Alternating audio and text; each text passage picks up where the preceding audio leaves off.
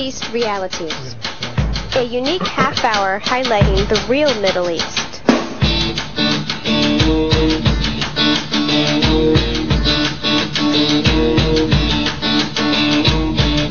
It is a program of information that government and media often misrepresent or just don't want you to know. Get the news without bias. Facts without distortion. And most importantly, analysis from the experts.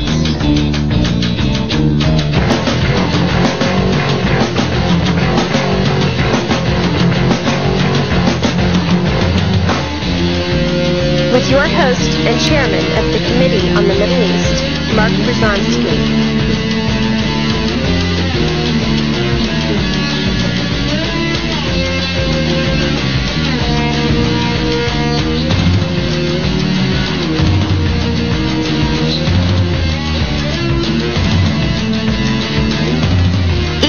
This program will feature an interview, discussion, or an event to help viewers understand the complex situation in today's Middle East, and especially the realities of U.S. policies toward that crucial region of the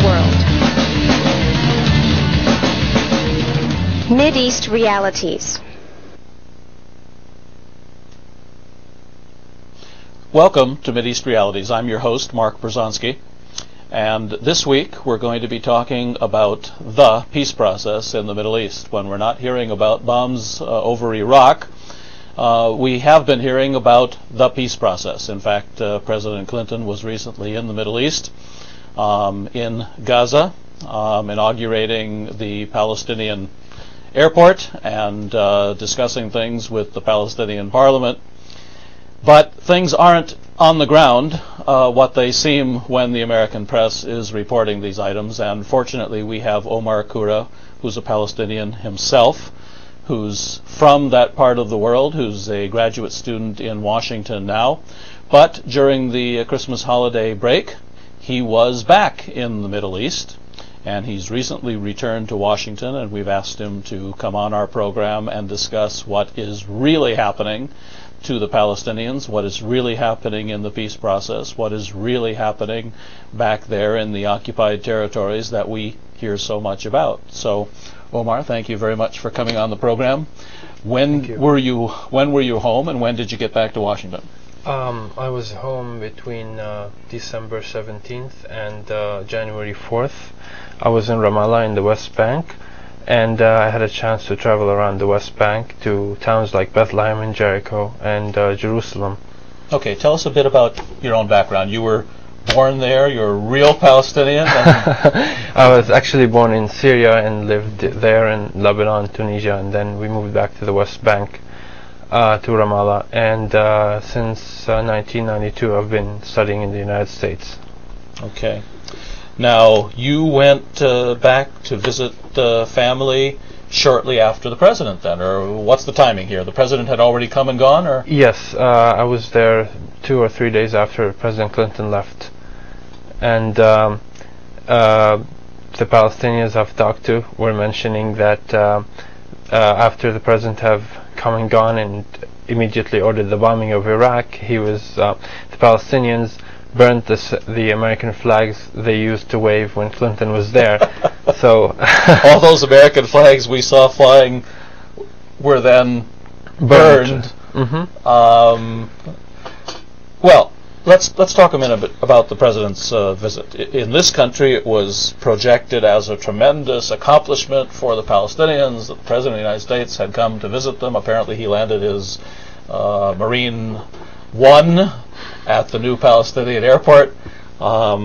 When people ask me about this, I try to discuss with them that Gaza has an electrified fence around it, that it's really more a prison than a state. But you've just been there. You yourself are clearly involved in this cause all your life. How did the Palestinians react? How did they really react to the president's visit, and what was the atmosphere when you got there? Well, the Palestinians always have hopes that rise whenever there's a diplomatic initiative that is coming their way, but soon after they realize they're still being, let's say, taken for a ride. The U.S. and Israel are not really concerned about their dreams of statehood or sovereignty. The mood immediately after I arrived there was despair. There was complete not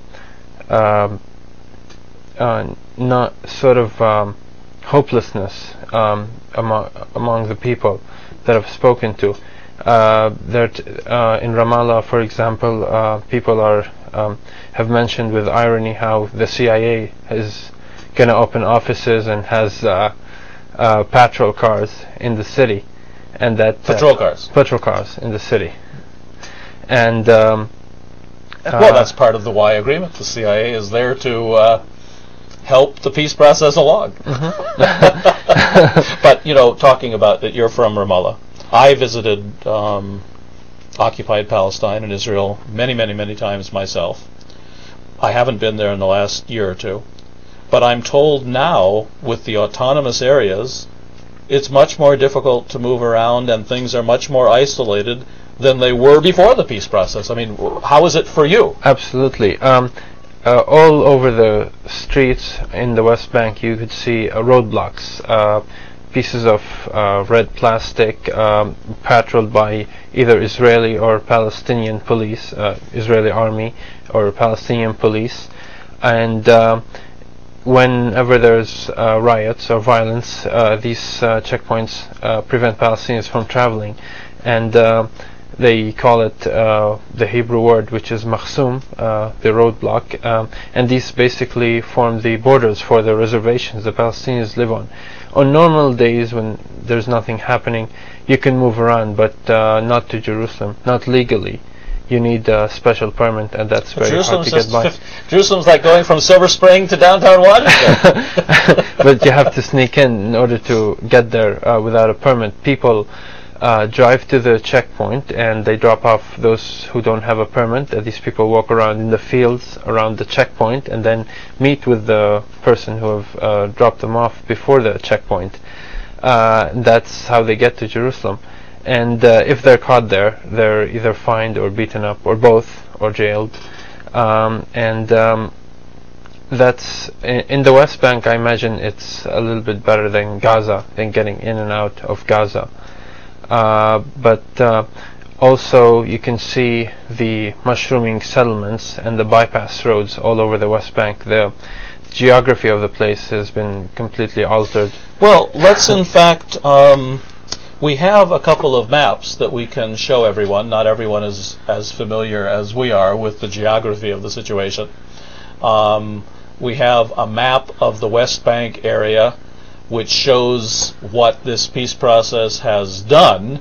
Why don't you describe for us what the map of occupied Palestine, what this map means? I mean, the only thing that I've ever seen in history that looks similar to this is the Bantustans of apartheid day South Africa, when the white South Africans tried to get the world to accept the idea of Bantustans, and it collapsed. But this doesn't seem to be collapsing.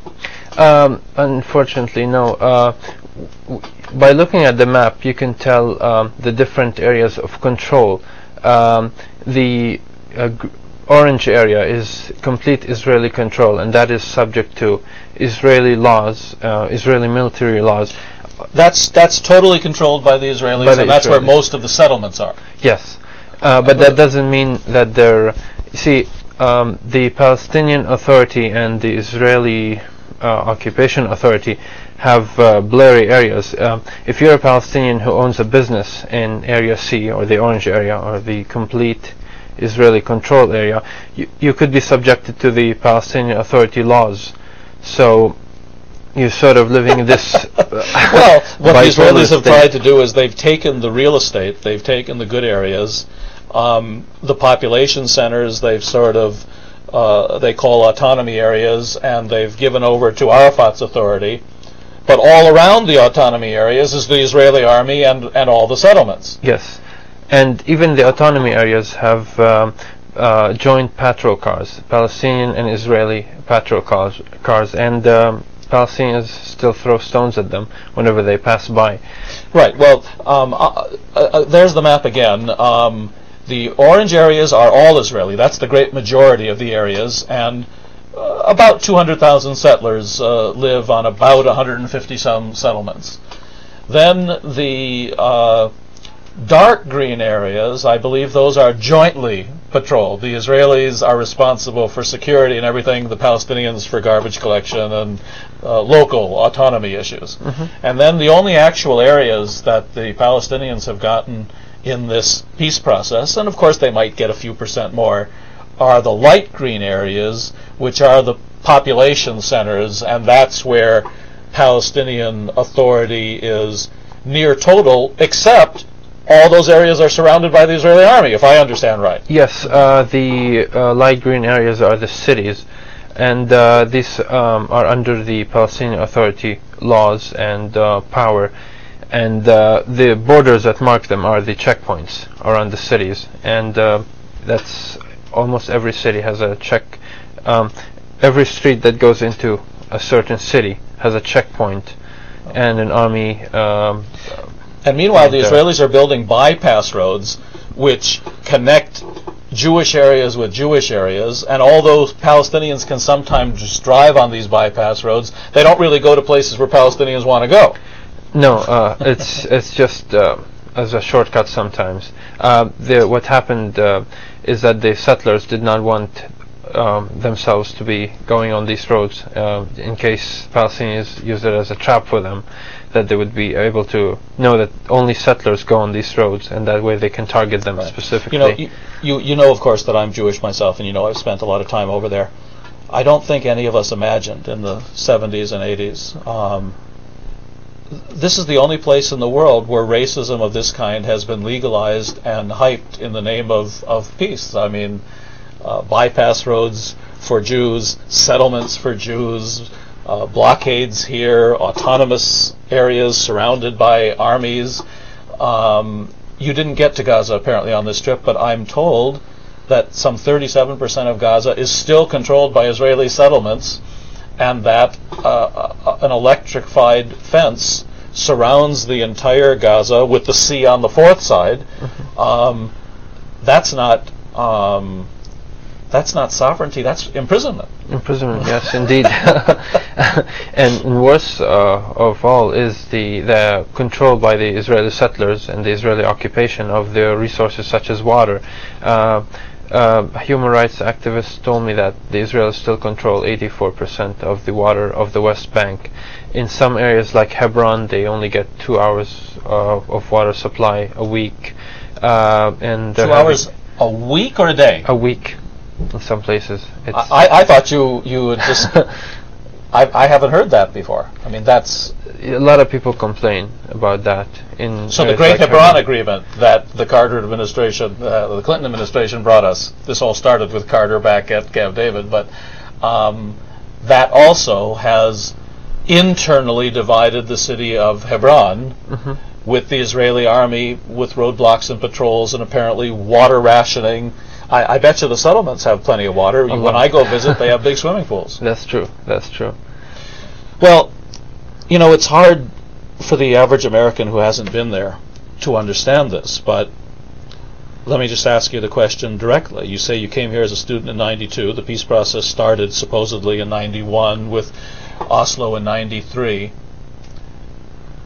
In terms of movement, freedom, ability to speak up, the things we normally attribute to self-determination and freedom, is the situation better for the Palestinians today or worse than when you first came here as a student? It's much worse. Much worse. I remember before the so-called peace process, we used to be able to at least speak with other Palestinians that we didn't know very well, with confidence about how we loathed the Israeli occupation, how we were able to speak freely about our criticism of the PLO and its corrupt nature. Now you can only speak to your old, well-trusted friends. People are afraid to speak up, and there's thousands of informers. There's the CIA right now, and people are just afraid and demoralized. Well, Arafat is said to have 14 different competing security services, all paid for, of course, by the United States and Israel. That's true. We also have a map of the Jerusalem area, which, of course, is very crucial. The Israelis have continued building at a voracious pace in the Jerusalem area. You were able to get to Jerusalem, but 10 years ago, going to Jerusalem wouldn't have been a big deal. You just call somebody and say, I'm coming for lunch. Mm-hmm. Now, there are roadblocks and passes. Look at the crazy quilt pattern. The same colors, of course. The brown area is totally Jewish. The dark green area is a combination of Jewish and Palestinian, and the light green area is totally Palestinian, apparently. I mean, where in the world do we have anything like this except maybe in, now we're all familiar with Bosnia and the Yugoslav ethnic situation. And the one reason of, another way of getting the Palestinians out of Jerusalem is imposing heavy taxation on them, and those who, the Palestinians who live in Jerusalem have Israeli identity cards, and some of them have lived outside of Jerusalem. The Israelis recently decided that those who have lived outside Jerusalem for more than 7 years are going to lose their Jerusalem ID cards, so it's another way of getting the Palestinians out of Jerusalem. And there's very, very few permits allowed to the Palestinians in order to build in East Jerusalem. It's they're given freely to the Israeli people who want to live in East Jerusalem, let's say. Well, look, I mean, none of this would have happened in this way had it not been for the PLO signing the agreements that have been signed in the first place. So, what's going on, in other words? Actually, that's a question on a lot of people's mind in the West Bank. A lot of people are confused more than ever. I've heard from young people complaining to me. We've been asking officials about what's happening, what the hell in the world is happening in Palestine, and they're clueless. I've spoken to activists there, and I wanted to get their input about the Palestinian Authority. It seems that the Palestinian Authority is just more chaotic than we've assumed. It's not even just sort of an oppressive regime. It's just a chaotic, loose regime of anybody would assume power in their own hands, even if they were loosely connected to the Palestinian Authority. There's no system of checking, of ensuring that everybody gets his right. Now, your city, Ramallah, that's where the Palestinian, quote unquote, we have to put everything in quotes these days, parliament sits. Right. Is that a very effective institution? They spend a lot of time deciding what laws need to be passed, but apparently, as one human rights activist told me, Arafat signs or approves very few laws. And a recent incident was that some of the parliament members were beaten by the police because they've objected to the Palestinian Authority practices. So I think it's a very weak structure. I think designed just to make the Palestinians, waste their time thinking that they have a parliament, some kind of self-determination, but not having any reality of it. Didn't this parliament also last year come forward with a report saying the whole authority of Arafat is totally corrupt and demanding that he fire some ministers? And didn't that happen about a year ago? Right. But people have complained that Arafat has done nothing. He actually added more people to his cabinet, more ministers. I think, including elevating the very ones that the quote-unquote parliament said were crooks. Exactly. I tell you, even those of us who know something about the situation, who have been there, who have traveled in these areas, are confused by what's going on. So, but let's ask it directly. What is the general attitude toward Yasser Arafat, if people would feel free to speak up? A lot of people have still have a little bit of respect for Arafat. I think it's misplaced, but a lot of people have pointed out that it's not Arafat who's actually running things now, because he's too sick and tired to be actually monitoring everything, as I think he was a few years ago. There's a bunch of Palestinian officials that are around him that direct him and tell him what to say and what to do. And he's become more like Yeltsin? Yes, more of a vegetable, unable to... They trot him out to sign the statements and appear in public, yes. But who behind the scenes has the power, and why are they letting this happen to their people? I think a lot of these Palestinian officials are after their own interest. You would in the West Bank you would see some lavish projects done or being constructed with help from the Europeans, and if you would ask about who is behind these projects, you would find some names that are in the Palestinian Authority and people closely connected to the few of them from Palestinian the past, like Authority. Nabil Shaf, for instance. Yes. He's become quite a wealthy man, apparently. He Yes. and his family. Yeah, people speak about his villa in Gaza amid the poverty and squalor of the camps. But nevertheless, you say there's still some respect. Is it a question of the general Palestinian still has some hope that something better is going to come of this? You say they've been sold a bill of goods for a long time. It's hard for me to see this ever ending up in real statehood. Right. There's no way. I mean, if things go on as they are, I don't think Palestine will be able to have a state. I mean, the question is where. There's more and more settlements, and more are planned, and I've seen bypass roads still to be built, Didn't the foreign minister, while you were there even, didn't he publicly say people should grab as much as they can because the day is coming when what is ours and what is theirs? Indeed. Of course, what he didn't say is that theirs won't be very much.